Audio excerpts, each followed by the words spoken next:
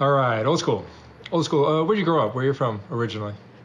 I was born in Detroit, but my family moved out here when I was 6 months old.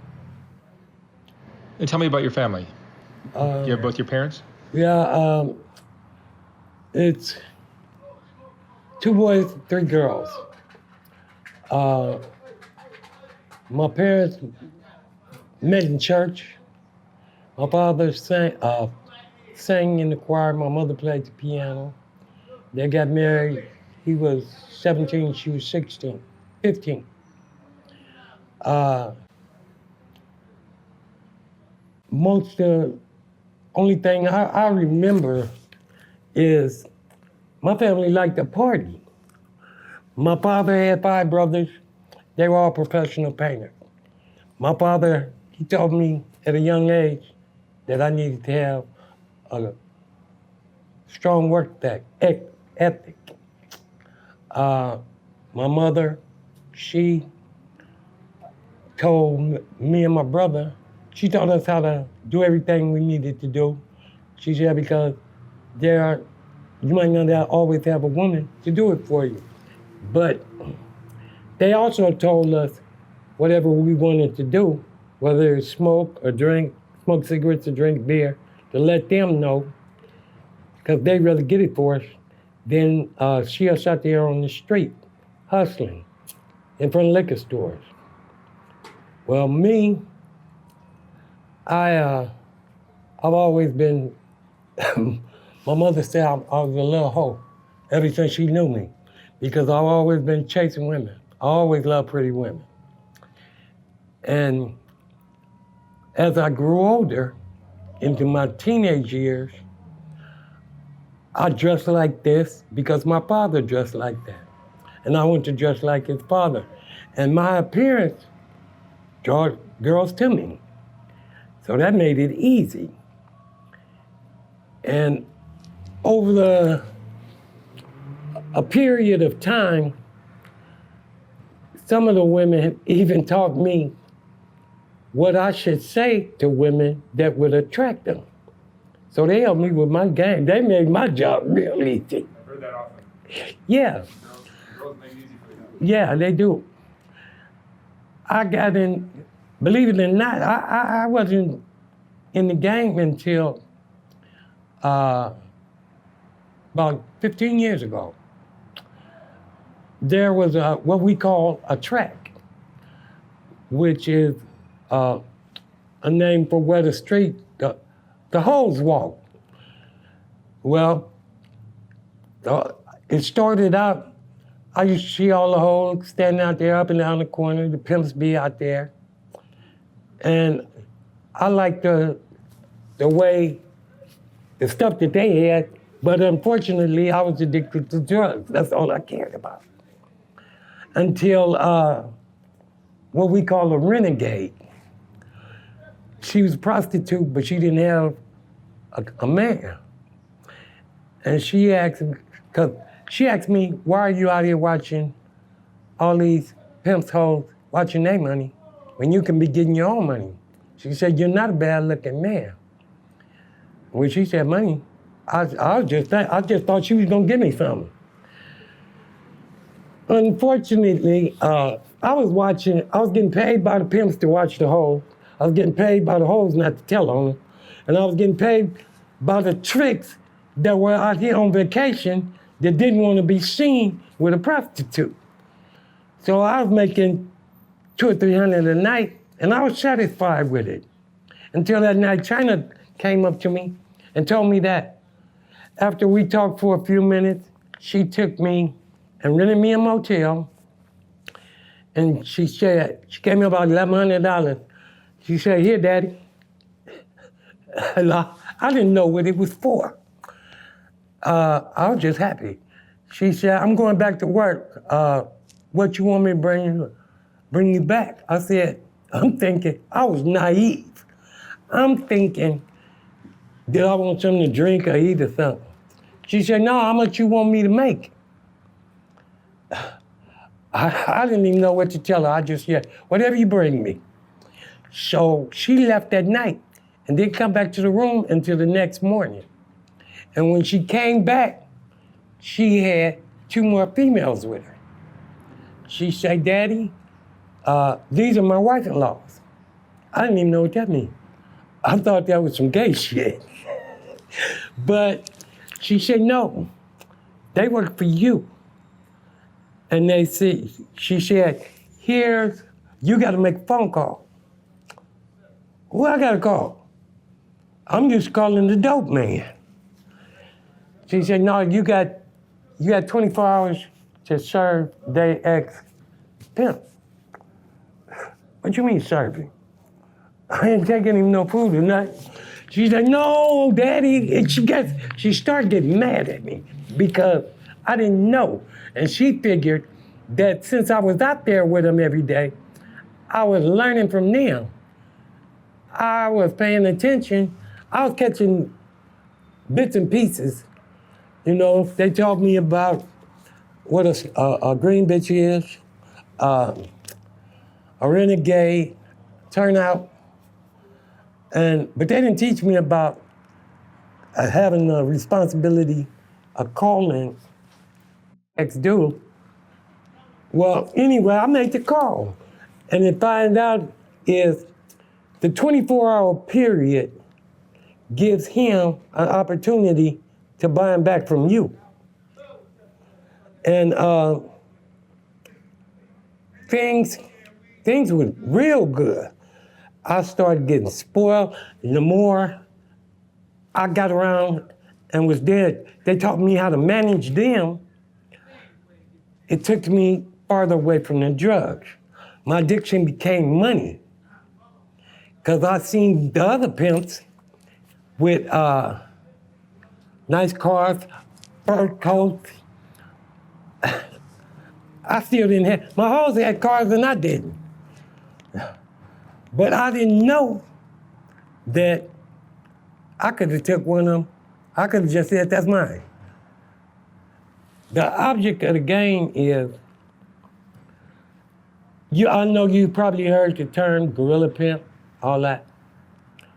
Well, I consider those guys the kind that they don't have the ability to communicate with a person to get them to understand that what you want her to do. A good pimp his girls will want to do work for him and not feel like they have to. Because a lot of these girls out here now, as you know in the news, they've been kidnapped from other states and they're forced to do it. That's a gorilla pimp. Because they fear him for their life and they have them a bunch of, they attack them psychologically and physically. But I don't even think they know what they're doing. They just know you can put some women out there on the street threatening them and you get money. But there's a structure. There's a structure. We have what they call a bottom bitch. She's your number one girl. She's in charge of all the discipline. Okay? And that way, when she beats her ass, you're clean from it. You can go and love her up, make her feel like you love her. I didn't do this to you. But it also sends a message to her that if she keeps screwing up, what she got to face. So in my game, when I was really out there, I had no trouble. China was my bottom bitch. She made sure everything ran smooth. What happened to me? I was trying to do too many things. I was trying to pimp girls, sell dope, smoke dope, and I got caught up My girls was Taffy and Sassy. 2 white girls. And China Doll. Well, I got locked up. And while I was gone, I get out and I find out that Sassy was dead. And I want to know what happened.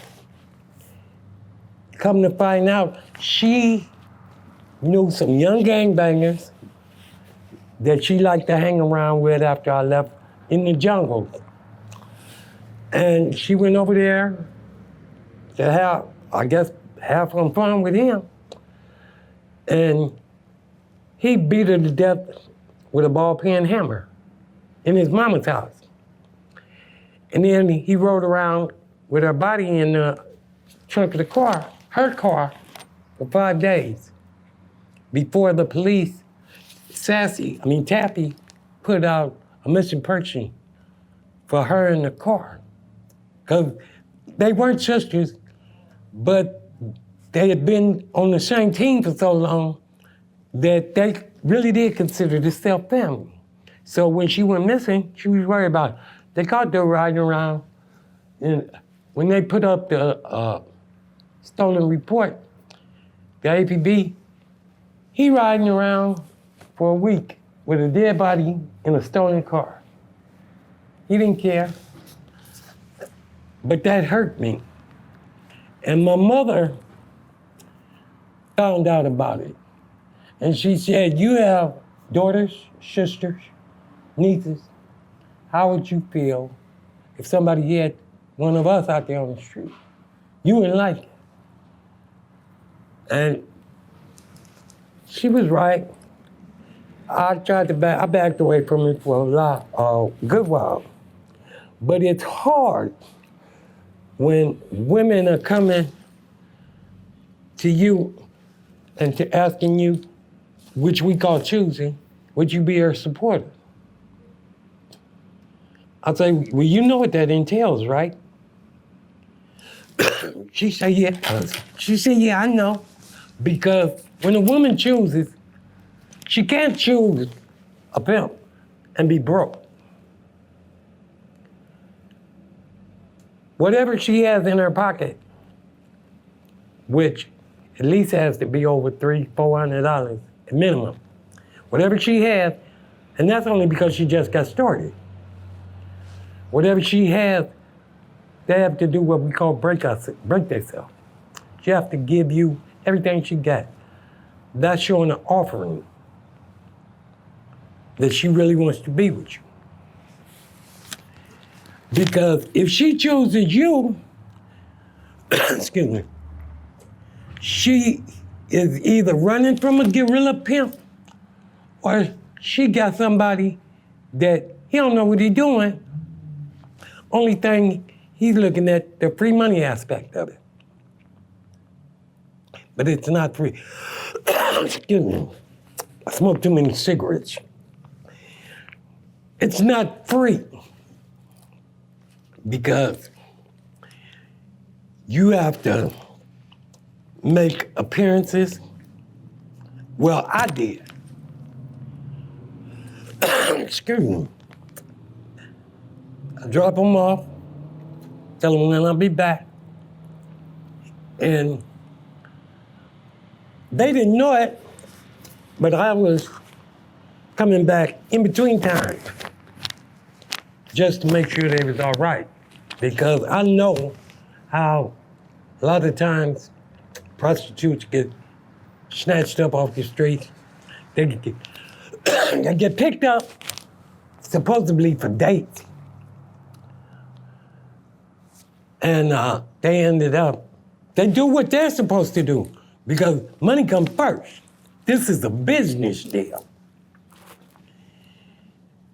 The guys got pay them the money, but then they turn around after they finish and beat them and rob them and take the money back. That's why,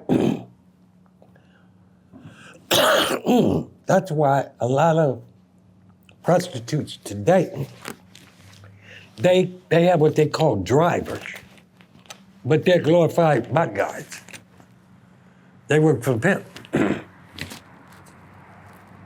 You know, it gives them a sense of empowerment. Because he's watching an investment. But he's also responsible for that investment. So basically, it's like he's putting his shelf on the line because if he lets something happen to her, he may as well leave town, because that means you ain't get your job.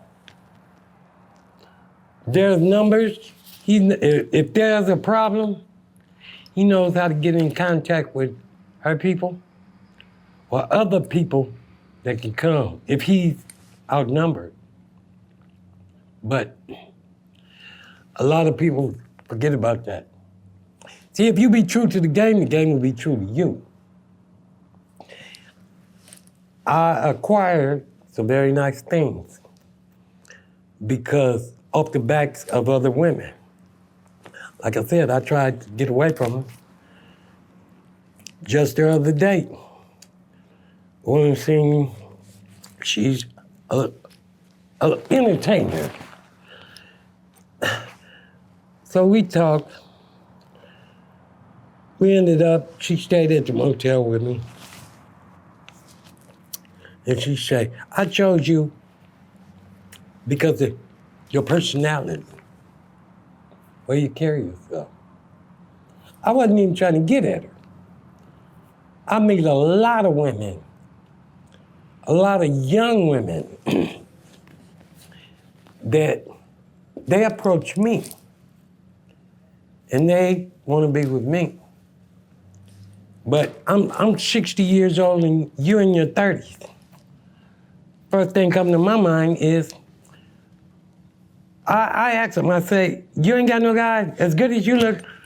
What's wrong with the men that are where you are? But it's funny because they all come up with the same lie. Oh, my boyfriend cheated on me with my best friend. I say, I'm flattered about the compliment. Some of them are really attracted to. I'm tired. I really want to, I'm at the age, I want to settle now. That's hard to do because even when I was married, I cheated on my wife. I'm like Baskin Robbins, I like 31 flavors. You know what I'm saying? And I want somebody that's gonna be real with me, somebody who wants me for who I am. But these women make it hard because they're trying to run game. They're looking for a sugar daddy. And I'm looking for one that pay like she's right. You know, I say we can work together to help each other, or we can work against each other. Because if you trying to use me, I'm way older than you. Some of the stuff you doing, I done didn't forget about. You know, so it's hard to run a scam. And they make it so obvious.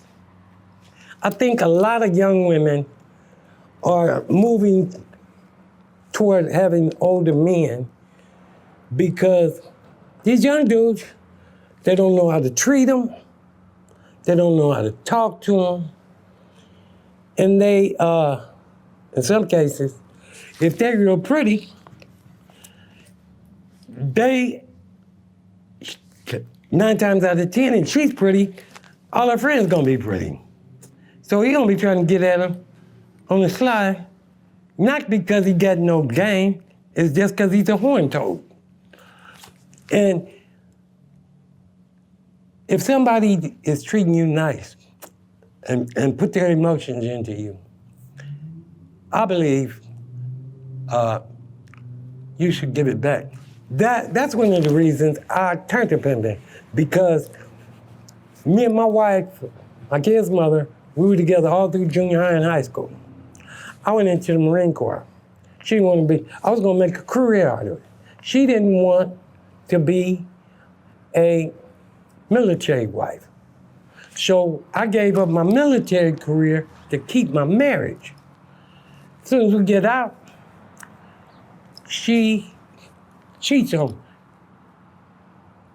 I was deeply hurt. I'm a vengeful person. I'll be the first one to admit it. You hurt me, I'm gonna hurt you deeper. I'm gonna fuck your friends, your sisters, anybody close to you. And I did it.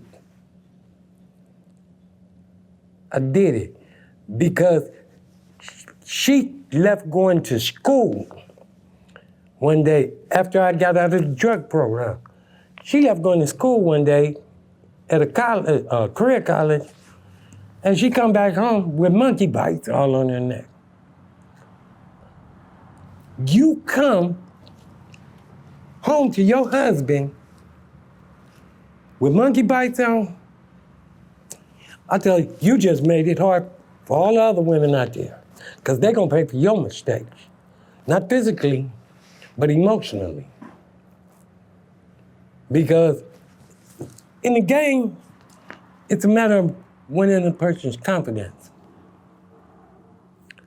And once you get their confidence and you got their trust, once you got their trust, they don't even assume that you're using them. And that it got to the point where it was a little too much for me. But to this day, you might see me within a week's time, you might see me about 10, 15 different women. How old are you? I'm 60. Yeah. So is the basis of the pimp and prostitute relationship, is it based on something like the father-daughter relationship that That the girl could had? be. You know, some prostitutes are looking for Father figure? father figure because their father wasn't there. It all boils down to they want someone, they want to feel like they've been loved, they really loved.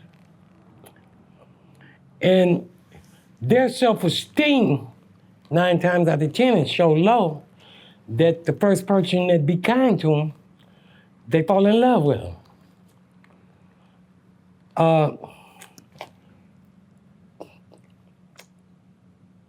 That's a little, I'm actually exposing too much game, because game is to be sold and not told. But I got nieces, sisters, well, my sisters, they up in age, but there's hoes out there in their 60s, 70s, been out there since they're 12 years old. That's all they know how to do, you know? And for a while, they thought crack to put pimps out of business. We'll just say it decapitated a third of our workforce because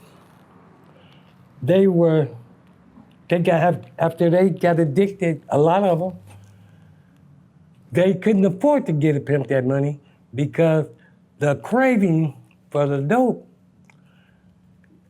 always had you want more and more. So the more they gave him, the less they could get high. That's why, like I told you, I was getting paid by the pimps to wash the hoes and the hoes not to tell them because they were sneaking and getting high when they should have been out there trying to get money for the pimp. But I didn't have no investment in it. I was just looking for a quick buck. And it's, I don't know, for me to be the type of person that I am, to be in that profession, because in order to be a pimp, you damn near have to be heartless. Only thing you concerned about is money. But I don't think it's wrong. I don't think it's right. If you know you care about somebody, even though, let's say, y'all do step the line, across the line, and the pimp started feeling emotional. Eventually, the money is gonna stop coming from her because he don't want nobody else fucking her that much. And then that's gonna actually do more damage to the relationship because he's used to having a certain amount of cash flow and it's not gonna be there. That's like a hoe is never supposed to walk next to her pimp. She's never supposed to ride in the front seat of the car with him. Bitches belong in back of you. Guys used to get mad. People couldn't understand when the hoes be walking down the street and other pimps be on her. They said, man, leave that dude's girl up. Motherfucker, that's my job. That's what I do for a living, bust bitches. So, you can't express a point of view on something you don't understand. It may look like it's foul because I know that's his woman, but that's extra money for me. So of course I'm gonna go after her. Not as much, but I'm the type of person, you can show me better than you can tell me. Because women come and they talk about their feelings toward you. Well, those are just words. If you really love me, you'll help me get what I need. I need something wrong with my car, I need that. It always starts off just with little things. I just need some, and keep in mind, she's thinking that you really care about her. So she's willing to do it. You are a man, she wanna help you. And then reality kicks in. And when all the other wife-in-laws come around, she starts saying, well, if you love me, why you with all them? Them your sisters. Them your sisters. When you out there on the track, you help your sister. If you can help her, y'all can both turn the same trick at the same time. That way y'all can keep an eye on each other. But in reality, that's twice the money. He gotta pay twice, and half the time, he ain't gonna get what he wanted. He ain't gonna get the service, because they can start switching up. I'm tired, you're tired, you're tired. And if can't nobody do nothing to you that you don't allow them to do. And if you allow people to work you, you got what you got coming. I'm about at the end of my story, but excuse me, we have a motto that we live by. Pimps up, hoes down. Put 10 toes down and never let the bottom of your feet hit the ground. In other words, that means you start walking and you keep walking until you get what I want. That, you wanna make me happy? Give me money. That makes me happy. And if I can find somebody that's willing to do it, good for me. A hard day's work for them. How does karma work into all this? Karma. Because what you just explained sounds like you're using these people, Yeah. these women. Oh, karma comes back in different ways. Karma comes back when you least expect it, and it might not even come back on you, but somebody close to you. I fear that because I would never want somebody in my family to get hurt because of what I did to somebody else. But the only rule in the streets is there are no rules. It's you're out there for survival. People nowadays, there used to be on them thieves. Nowadays, because most people, well, a lot of people that I used to feel like we weren't friends, but we were real good associates. We watched each other's back. Nowadays, they'll set you up. If you don't give them what they want, they'll set you up to be robbed, make up a lie, tell them somebody that care about them that you did something, and you didn't. Only they're doing it out of spite. My father has a statement. He made a statement that I live by. And he said, why you keep a gun on you? The police might catch you. Well, I'd rather for the police to catch me with it than somebody that don't like me without it. I don't like to be watching over my shoulder every time. If it go down, it's gonna be a really bad issue. Now, on the other hand, I try to avoid situation. I know I have a temper. I can't argue.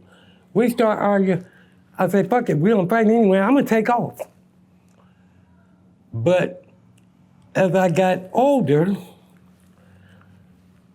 I started retaining some of the information that my parents taught me. You treat people the way you want to be treated. And if somebody comes up to you and he just wants to get his point across, it doesn't have to be about something you did. He's pissed off about something's going on in his life, and you just happen to say something to him at the wrong time. So he's gonna take all his aggressions out on you. Well, me, I try to listen. If it's not too rambunctious, I try to listen, let you say. Maybe you just need to vent. But then, if we have a disagreement, and I don't want to hear it, I'm gonna walk away. But if you follow me after I walk away, I'm not responsible for my action. I ran into a situation the other day. Guy came, and then this was about a lie. About a lie. This chick came and had him come up to me and pull a gun. She said she trying to be all hard because she know he got a gun. But he didn't know how many guns was on him. These weren't people that's their job. That's because I have rapport with people. People care about me. They didn't even know what was going on. So I tell people, just because it looks like I'm by myself, that don't mean I'm by myself. The game done got so crazy now that these young wannabe pimps that's kidnapping these girls, have them out there with no clothes on, basically. You make her look like a hoe. Everybody knows what you're doing. I have had, and I'll just say I watch a few people's back, but to the ordinary person, you don't even know what they're doing. But you know, they just walk down the street going somewhere. Whereas these young guys, they trying to get fast money, and they figure, hey, if I can see her pussy and the titties and all that, all she got on is a see-through jumper, I can see everything. That's advertisement. So that makes them want to get picked up faster.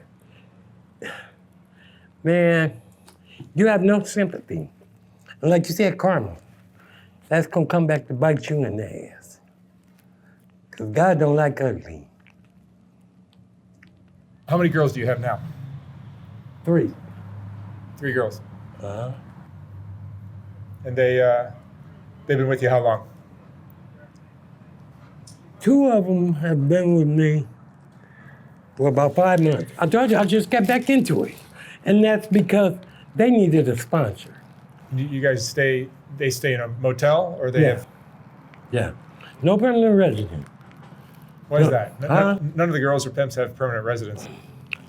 Well, the rules have changed since back in the day. It was a time, them get the motel, y'all stayed in the same motel building. You get rooms for the hoes to stay in. They get a room for them to bring the trick to. And then the pimp got his own room. Now,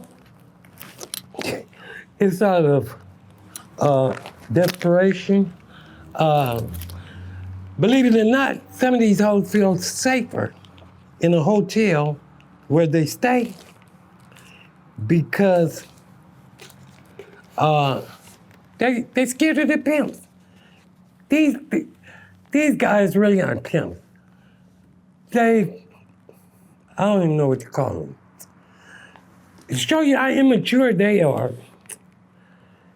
there's on Friday and Saturday nights on Figueroa, you can't go down that street because guys are circling around, trying to look at the hole. Some want to buy some pussy, some just perverts. And they driving down in the middle of the street doing donuts. But you a pimp. How can you supposed to lead by example? Your parents, they that running around there, tennis shoes, jeans, and white t-shirts, doing donuts in the street. But you call yourself a pimp. Man, they're giving the game a bad name. They give the game a bad name. By the way they dress, by their actions. Just like your hoe is supposed to represent you, you have to represent them. Then that draws other hoes to you. You look good. They don't hear nothing about you being a gorilla pimp. That's a good image compared to what they get. They don't have a problem choosing. What's the most important lesson you've learned in your life? Treat people the way I want to be treated. Because like we talked about with karma, what I did, which was, I never beat no on my hoe. I didn't believe in that. That's what the bottom bitch is for. She do the discipline according to the offense, just like in court. It's at her discretion. And so I don't have a guilty conscience because the women that come to me, that's voluntarily. I didn't pursue them. They do this voluntarily. Yeah, all it is they just need a little guidance, and they feel comfortable with me. I don't talk loud to them. I don't threaten them. It's almost like because they're doing this kind of work, they can't really get a real romantic relationship going. So this relationship almost is a replacement for that. And they know the rules. If they've been in the game any length of time, they know the rules to the game. Now, there are some pimps that give him a bad name, that they falling in love with their hoes, and their hoes can only work on certain days. Well, don't get mad when your bank account is short, because I ain't loaning you shit. You know, going out there checking on hoes is a stressful job. Sometimes because you don't know if they're on a date and they're gonna come back, they're all fucking up, or if they're dead already. That's why you don't have feelings about them. Because if something happened to one of them and you're emotionally attached, you can't perform your job right. It's a rough way to make a living. Depends on how you look at it. Shit, for me, like I told you, I keep trying. And some of the girls, the way they come at me, is almost heartbreaking. And then some of them come with that fake ass story, and they act like they're choosing, but they're trying to actually call themselves pimping you with a sob story. Daddy, I need them. I want to make you some money, but my clothes, I can't dress like the way I like to dress. Well, I can really get out and get my money. Well, you know what? I'm gonna help you out with that. What I'm gonna do, I'm gonna take you to a perfect spot where a lot of traffic come through, walk through traffic come through. You can bend some corners, and you can make some money real fast. But don't ever ask me for none of my money. You're insulting my intelligence.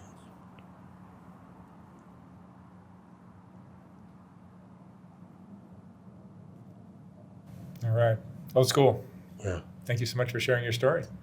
I appreciate it. I just hope I can help somebody. You know, understand that the life looks glamorous, but it's mostly done at night for a reason. For a reason. I was the children of the night. And hopefully, I can help somebody not be one. All right. Thank you so much, man. All right, thank you. That was a great talk. Thank you.